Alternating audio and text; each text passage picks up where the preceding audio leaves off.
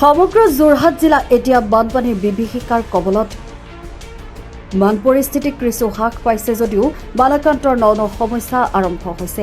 ইয়াৰ মাজতে টিয়ক সমষ্টিৰ অন্তৰ্গত বাঁহফলা অঞ্চলৰ ৰাইজে উৎপাদন কৰা বিভিন্ন শাক পাচলি কৃষকৰ পৰা সংগ্ৰহ আৰু কিছু সংখ্যক ন্যূনতম মূল্যত ক্ৰয় কৰি বাঁহফলা যুৱ সংঘই আজি টিয়কৰ সোণাৰী মিচিং গাঁৱত বালাকান্তৰ মাজত বিতৰণ কৰি মহানুভৱতাৰ পৰিচয় দিছে।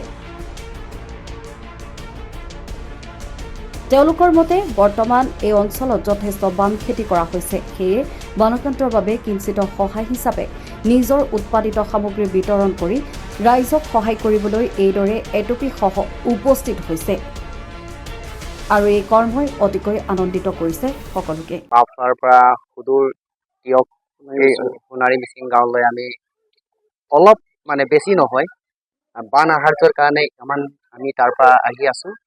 বান আহাৰ্যটো আমি এনেকে ৰাইজৰ আগত অৱগত কৰি পেলাই আমি যিটো পাৰো দুই এটা পৰিৱেশটো চাই আমি আৰু দিবলৈ বহুতেই ইচ্ছা আছিল, যদিও কিছুমান অসমত বহুত তেনেকুৱা আৰু বানপীড়িত জেগা আছে, এইবিলাকলৈ কিছুমান ৰাখিবলগীয়া হৈ গৈছে।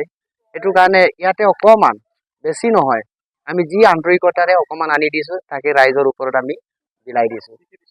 আমি দিছো ধৰা হওক পানী আৰু চব্জি অকমান তেনেকে মিলাই পেলাই আমি নিজে কৰা বুলিও নকওঁ, আমি বাঁহফলাৰ ৰাইজে প্ৰায় কৰিছে। আমি বাঁহফলাৰ নামত নিজে যুৱ সংঘ তৰফৰ পৰা আমাৰ নিজৰ পকেটৰ টকা খৰচ কৰি কিছুমান কিনি পেলাই কিছুমান দিয়াও দিছে, ৰাইজেও দিছে, সহযোগিতা কৰিছে, কৰা নাই বুলি নকওঁ।